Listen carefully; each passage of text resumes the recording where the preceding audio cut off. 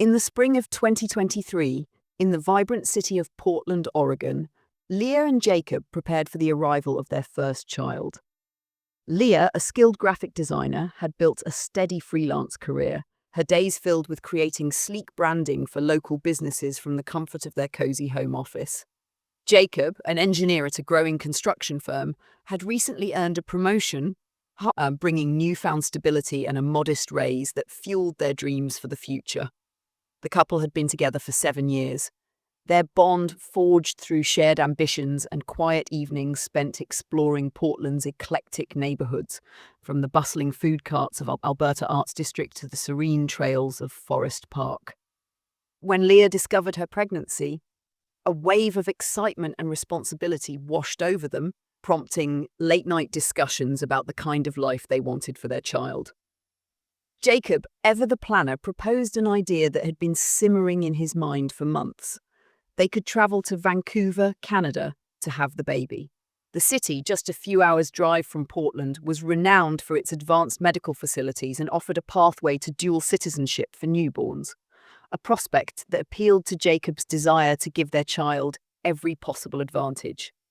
Leah, though initially hesitant, warmed to the idea. She had always been close to her family, and the thought of leaving Portland, even temporarily, tugged at her heart. Yet the promise of top-tier healthcare and the potential for their child to have a broader future swayed her. They spent weeks researching, poring over reviews of Vancouver's hospitals, comparing costs, and consulting with Jacob's distant cousins who lived in British Columbia. The cousins, eager to help, offered to host them during their stay, easing some of Leah's anxieties about being in a new country during such a pivotal time. The planning consumed their days. Leah, meticulous by nature, created spreadsheets to track expenses from travel costs to medical fees, ensuring they were prepared for every scenario. Jacob took on the task of navigating the legalities, diving into Canadian immigration policies and the requirements for registering a newborn. They chose a reputable clinic in Vancouver, known for its personalized care and state-of-the-art facilities, and secured an apartment nearby through an online rental platform. The apartment, a modest but modern unit with large windows overlooking the city, became a symbol of their new adventure. They packed thoughtfully, selecting only the essentials: clothes for varying weather, Leah's laptop for work, and a small journal where she began writing letters to their unborn child, a habit she picked up to process her swirling emotions. As the departure date approached, Leah and Jacob hosted a farewell dinner at their Portland home. The living room buzzed with warmth as friends and family gathered, sharing stories and offering blessings for the journey ahead. Leah's mother gifted her a handmade quilt, its vibrant patterns a reminder of home, while Jacob's best friend slipped him a list of Vancouver's best coffee shops, knowing his love for a strong espresso. The couple laughed and reminisced, their excitement infectious. On the morning of their flight, they stood in Portland International Airport, hands clasped tightly.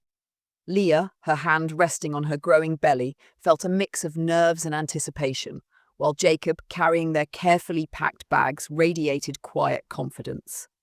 They boarded the plane, the hum of the engines mirroring the hum of possibility in their hearts, ready to embrace the next chapter in a city that promised hope and new beginnings. Upon arriving in Vancouver, Leah and Jacob settled into their rented apartment, its large windows framing the city's skyline, where snow-capped mountains loomed in the distance.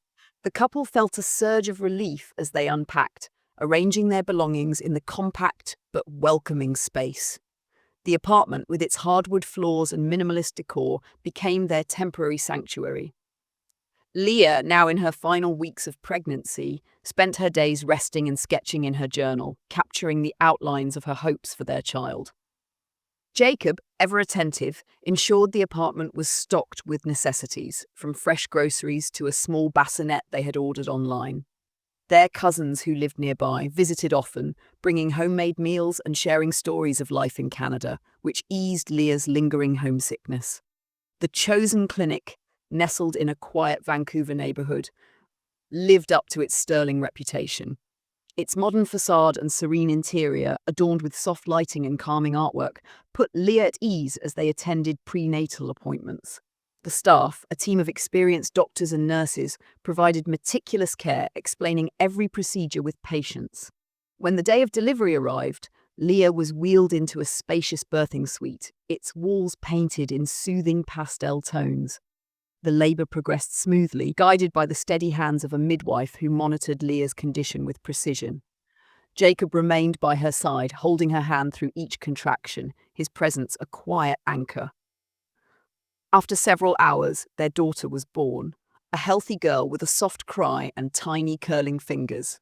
They named her Ava, a name they had chosen months earlier during a late-night conversation in Portland, inspired by its simplicity and strength. The days following Ava's birth were a blur of joy and exhaustion. Leah, recovering in the clinic's comfortable postpartum ward, marveled at Ava's delicate features, tracing her daughter's face with a trembling finger. Jacob, armed with his camera, documented every moment. Ava's first yawn, the way her eyes fluttered in sleep, the gentle curve of her lips that hinted at a smile. The clinic staff guided them through the early days of parenthood, offering advice on feeding and soothing techniques. Leah, though tired, felt a deep sense of fulfillment as she cradled Ava, her heart swelling with love. Jacob, practical as always, took on the task of navigating the paperwork. The process of registering Ava's birth proved straightforward. The Canadian authorities issued a birth certificate within days, its crisp official seal a testament to their new reality. A few weeks later, they secured Ava's Canadian passport, a small booklet that symbolized the opportunities they had dreamed of for her. Their time in Vancouver passed in a cocoon of new parenthood. The couple spent quiet mornings in their apartment, Leah nursing Ava while Jacob prepared breakfast, the scent of coffee mingling with the cool breeze from an open window. They ventured out occasionally, strolling through Stanley Park, where the spring air carried the scent of blooming flowers. Jacob pushed the stroller while Leah pointed out the vibrant tulips, imagining the stories they would one day share with Ava about her birthplace. Their cousins hosted a small gathering to celebrate Ava's arrival, filling the apartment with laughter and warmth. As the month drew to a close, Leah and Jacob prepared to return to Portland. They packed carefully, folding Ava's tiny clothes and tucking the precious documents into a secure folder. The flight home was calm, with Ava sleeping peacefully in Leah's arms, her soft breaths a steady rhythm. Back in Portland, their return was met with an outpouring of love. Friends and family gathered at their home, a craftsman-style house in a tree-lined neighborhood. The living room overflowed with gifts, hand-knitted blankets, stuffed animals, and a stack of children's books from Leah's sister. Laughter echoed as loved ones took turns holding Ava, marveling at her bright eyes. Leah and Jacob shared stories of their time in Vancouver, proudly displaying Ava's Canadian documents and dreaming aloud about the possibilities her dual citizenship would bring. They envisioned trips abroad, international schools, and a life where Ava could move freely between borders. The house, once quiet, now buzzed with the energy of new life. Leah and Jacob settled into their roles as parents, their days filled with feedings, diaper changes, and the quiet joy of watching Ava grow. They felt invincible, as if the world had aligned perfectly to cradle their little family. 8 months after their return to Portland, Leah and Jacob had settled into a rhythm of parenthood that felt both chaotic and deeply rewarding. Ava, now a lively infant, had begun to take her first tentative steps, her tiny feet shuffling across the hardwood floors of their craftsman home. Leah spent her days balancing freelance design projects with caring for Ava, her laptop perched on the dining table as she rocked the baby's bouncer with her foot. Jacob, back at his engineering job, often returned home with a tired smile, eager to scoop Ava into his arms and marvel at her latest milestones. Their home, once a quiet retreat, had transformed into a vibrant space filled with toys, soft blankets, and the constant hum of lullabies. The couple cherished the small moments, Ava's giggles during bath time, her fascination with the colourful mobile above her crib, and the way she nestled against Leah's chest during late-night feedings. Life felt full, their dreams for Ava's future growing with each passing day. One crisp morning in November 2023, the tranquility of their routine shattered. A sharp knock echoed through the house, just as Leah was preparing Ava's breakfast, a bowl of mashed bananas waiting on the counter. Jacob, sipping coffee in the kitchen, glanced at Leah with a puzzled frown before answering the door. 3 FBI agents stood on the porch, their expressions stern and official. They presented a warrant, its pages crisp and heavy with legal jargon, and informed Leah and Jacob that they were under investigation for involvement in a child abduction case. The words hit like a physical blow, leaving Leah frozen, her hands trembling as she clutched Ava's spoon. Jacob, his jaw tight, attempted to maintain composure, asking for clarification, but the agents offered little beyond their initial statement. They were escorted to separate vehicles, leaving Ava in the care of a social worker who arrived shortly after, her presence a jarring intrusion into their home. The agents conducted a meticulous search of the house, moving with practiced efficiency. They rifled through drawers, collecting Leah's laptop, Jacob's external hard drive, and a folder containing Ava's birth certificate and passport. They even gathered some of Ava's belongings, her favourite stuffed rabbit, a stack of onesies, and a small blanket Leah had sewn herself. Neighbours, drawn by the sight of unmarked cars and agents in dark jackets, gathered at the edge of their lawns, their whispers carrying a mix of curiosity and judgment. Leah, catching glimpses of their faces through the window of the vehicle, felt a wave of shame and confusion, as if their life had suddenly become a spectacle. The drive to the FBI field office in downtown Portland was silent, the city's familiar streets blurring past as Leah's mind raced with questions she couldn't yet voice. At the field office, Leah and Jacob were led to separate interrogation rooms, the sterile spaces cold and unyielding. The agents, methodical in their approach, laid out the accusations with chilling clarity.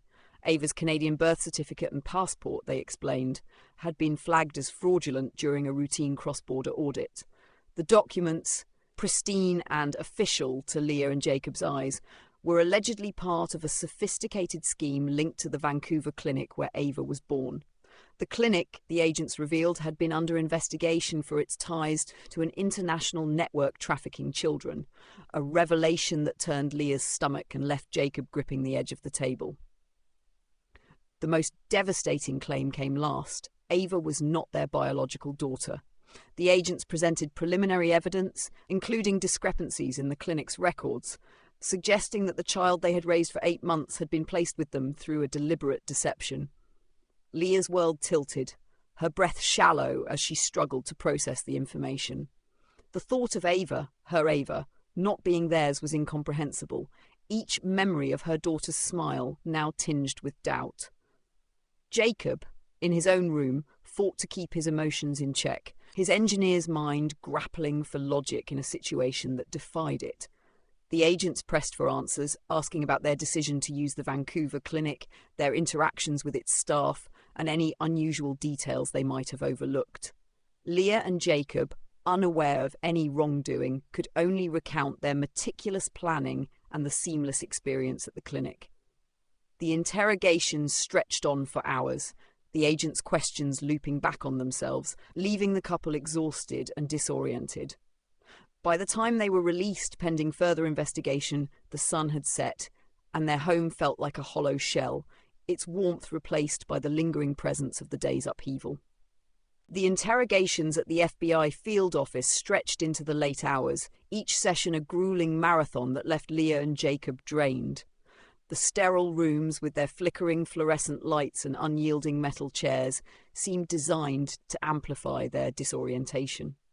The agents, relentless in their pursuit of answers, presented a cascade of documents, hospital records, immigration forms, and emails that painted a damning picture of the Vancouver clinic.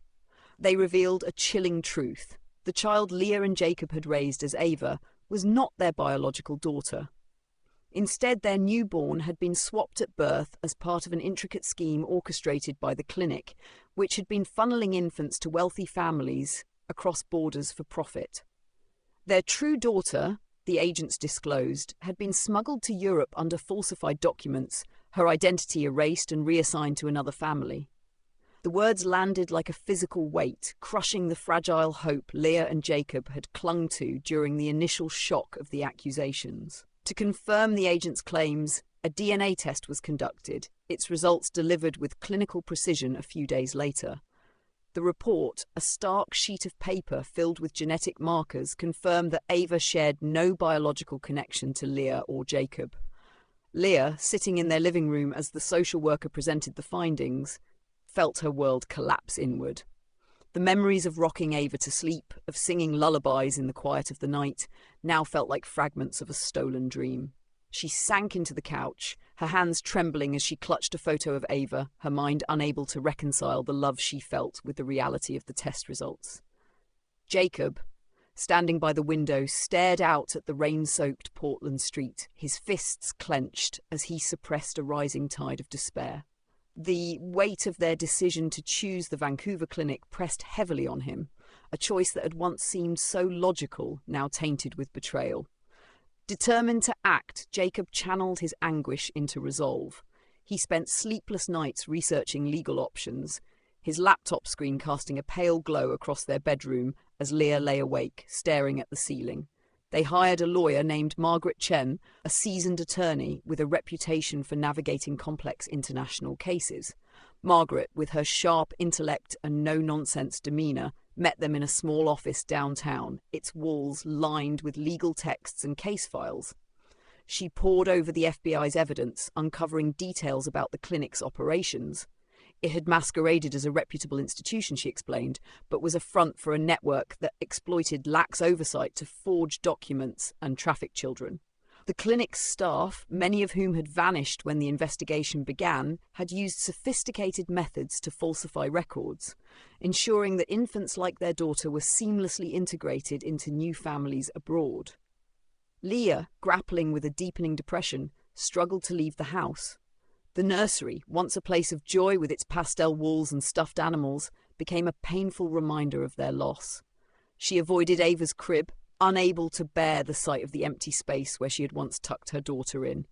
Yet Ava remained in their care temporarily as the authorities worked to locate her biological parents. Leah's heart ached as she changed Ava's diapers and prepared her bottles, each act of care laced with both love and sorrow. She questioned how she could love a child so fiercely while knowing she wasn't hers, the conflict tearing at her sense of self. Jacob, meanwhile, buried himself in action, meeting with Margaret to strategize and contacting advocacy groups for families affected by similar schemes. The guilt of choosing the clinic gnawed at them both, a shared burden that strained their once effortless partnership. Margaret's investigation revealed that their biological daughter, registered under a false name, had likely been sent to a family in a European country, though the exact location remained unclear. The trail was muddied by layers of falsified paperwork and encrypted communications, making it difficult to trace. Leah and Jacob clung to the faint hope of finding her, their determination fueled by a mix of love and desperation. They resolved to fight no matter the cost, even as they faced the daunting prospect of confronting a shadowy network with resources far beyond their own. Jacob began compiling a dossier of every detail they knew about the clinic, from the names of the doctors they had met to the layout of its pristine halls. Leah, though emotionally fragile, forced herself to contribute, sketching out timelines and memories from their time in Vancouver. Their resolve hardened, a flicker of defiance in the face of an injustice that threatened to unravel everything they held dear. Released on bail, Leah and Jacob returned to their Portland home, a space that now felt more like a battleground than a sanctuary. The weight of the FBI's accusations and the DNA test results hung over them, casting shadows across their once joyful routine. Determined to reclaim their daughter, they launched their own investigation, driven by a mix of desperation and defiance. Jacob, leveraging his engineering expertise, spent hours at his desk, his laptop screen a mosaic of open tabs and encrypted messaging apps. He reached out to an underground network of ethical hackers he had connected with during his college years, a group known for exposing corporate misconduct. Hesitant at first, the hackers agreed to assist after Jacob shared the details of the clinic's scheme, their outrage mirroring his own. They began scouring international databases, searching for digital traces of the child registered under a false identity. Their efforts focused on immigration records and adoption registries. Leah, battling emotional exhaustion, found a different avenue to pursue. She contacted a local journalist, Sarah Nguyen, who worked for an independent Portland news outlet known for investigative reporting. Leah poured out their story in a series of emails, attaching copies of Ava's fraudulent documents and the FBI's preliminary findings.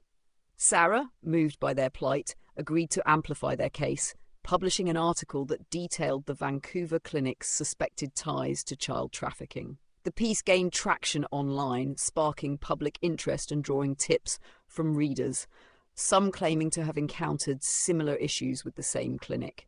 Leah monitored the article's comments section obsessively, sifting through leads while cradling Ava, who remained in their care pending resolution of her own case.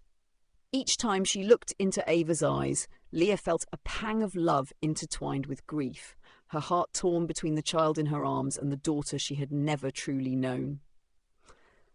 The hackers' efforts yielded a breakthrough, a record of a child named Sophia, matching the approximate age and birth date of their daughter, registered with an adoption agency in the Netherlands.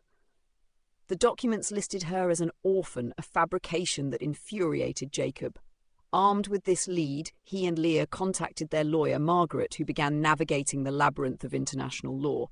The process was maddeningly slow, as Canadian and Dutch authorities cited jurisdictional complexities and incomplete records. The Vancouver clinic, they learned, had shuttered abruptly months earlier, its website offline and its owners untraceable. Margaret's inquiries revealed that the clinic's staff had likely fled to avoid prosecution, leaving behind a trail of falsified paperwork and devastated families. Leah and Jacob faced endless bureaucratic hurdles, from untranslated documents to unresponsive officials, each delay chipping away at their resolve. Despite the obstacles, they persisted. Jacob spent nights cross-referencing data, his eyes bloodshot from staring at screens, while Leah balanced caring for Ava with maintaining contact with Sarah. The journalists' follow-up articles kept their story alive, prompting a small but vocal community of supporters to rally online. Yet their efforts came at a cost. Anonymous emails began arriving in Jacob's inbox, their tone menacing, warning the couple to abandon their search. One message included a photo of their house taken from across the street, a chilling reminder of how close the threat loomed. Leah, already fragile, grew paranoid, double-checking locks and hesitating to take Ava outside. Jacob, consumed by the hunt for Sophia, became distant, his focus on the investigation straining their marriage. Arguments flared over small things, missed meals, unanswered texts, each one a symptom of the deeper rift caused by their shared trauma. Leah's love for Ava remained a constant, even as the truth gnawed at her. She sang to Ava during sleepless nights, her voice trembling as she wondered about Sophia's life in a distant country. Feeding Ava, changing her, and watching her toddle across the living room felt both natural and surreal, a reminder of the bond they had built despite the deception. Jacob, however, channeled his energy into action, rarely pausing to process his emotions. He built a detailed timeline of their time at the clinic, mapping out every interaction and anomaly, from the overly polished demeanour of the head nurse to the hurried way their paperwork was processed. The hackers uncovered additional records suggesting Sophia had been placed with a family in Amsterdam, a lead that gave Leah a flicker of hope, though it was tempered by the fear of what they might find. The couple steeled themselves for the fight ahead, knowing their pursuit of the truth was pushing them into dangerous territory, yet unable to turn back from the daughter they had lost. After a year of relentless searching, Leah and Jacob boarded a flight to Amsterdam, their hearts heavy with anticipation and dread. The lead on their daughter, Sophia, had solidified through the hackers' efforts and Margaret's legal manoeuvring, pinpointing her to a family in a quiet suburb of the Dutch capital. The journey across the Atlantic felt endless, the hum of the plane a constant reminder of the distance between them and the child they had never held. In Amsterdam, they navigated the city's cobblestone streets and canal-lined neighbourhoods, their nerves frayed from sleepless nights and the weight of the decision awaiting them. Margaret had arranged a meeting with the adoptive family through a Dutch social services agency, ensuring the encounter would be supervised and legally sound. Leah clutched a small photo of Ava, still in their care, as they approached the meeting, her mind wrestling with the impossible reality of loving one child while yearning for another. The adoptive family, the Vandermeers, lived in a charming row house with flower boxes spilling over with tulips. They welcomed Leah and Jacob into their home, unaware of the full scope of Sophia's origins. The couple, Eric and Annalise, radiated warmth, their home filled with toys and family photos, evidence of a nurturing environment. Sophia, a bright-eyed toddler with curls that mirrored Leah's, played on a colourful rug, oblivious to the adults' tension. Seeing her for the first time, Leah felt her breath catch, her body trembling with the urge to scoop Sophia into her arms. Jacob, his expression guarded, studied the child, searching for traces of himself in her features. The social worker, a calm woman with a clipboard, explained that the Vandermeers had adopted Sophia through a reputable agency, believing her to be an orphan. The revelation of the trafficking scheme shocked them, their faces paling as they grappled with the truth. Leah and Jacob faced an agonizing choice. Taking Sophia back to Portland would upend the only life she had known, tearing her from a family that adored her. Yet, leaving her behind felt like abandoning their own flesh and blood, a betrayal of the love that had driven their search. They spent days in Amsterdam, meeting with the Vandermeers multiple times, observing Sophia's routines, her giggles during story time, her love for a stuffed elephant, her habit of napping in Annalise's lap. Each moment deepened their turmoil as they saw how deeply integrated Sophia was into her adoptive family's life. Meanwhile, news arrived from Portland. Ava's biological parents, a couple from Mexico City, had been located through the FBI's investigation. They were desperate to reunite with their daughter, their own story of loss mirroring Leah and Jacob's. The realization that Ava too belonged to another family forced Leah to confront the pain of letting go, her nights spent crying as she rocked Ava to sleep. Guided by their conscience, Leah and Jacob made the heart-wrenching decision to prioritize the children's well-being. They arranged for Ava to be reunited with her biological parents, or traveling to Mexico City to personally hand her over. The farewell was excruciating. Leah kissed Ava's forehead, her tears falling onto the child's soft curls, while Jacob stood stoically, his hand on Leah's shoulder. The Mexican couple, tearful and grateful, promised to keep in touch, their gratitude a small balm for the couple's grief. Back in Amsterdam, Leah and Jacob proposed an unconventional solution to the Vandermeers, a shared custody arrangement that would allow Sophia to remain in the Netherlands while fostering a connection with her biological parents. After weeks of negotiations mediated by Margaret and the social worker, the families agreed. Sophia would spend summers in Portland with regular video calls to maintain their bond, ensuring she grew up knowing both families who loved her. Exhausted but resolute, Leah and Jacob returned to Portland, their home now quieter without Ava's presence. The ordeal had transformed them, their once unshakable optimism tempered by loss but strengthened by purpose. They channeled their pain into action, establishing a non-profit foundation to support victims of child trafficking. The organisation, named after Sophia, focused on raising awareness and providing legal aid to families caught in similar nightmares. Leah designed the foundation's logo, a simple silhouette of two hands cradling a heart, while Jacob used his technical skills to build its website, connecting with advocacy groups worldwide. Their marriage, tested by the ordeal, found new footing in their shared mission, their love for Sophia and the memory of Ava binding them together as they worked to turn their suffering into a force for good.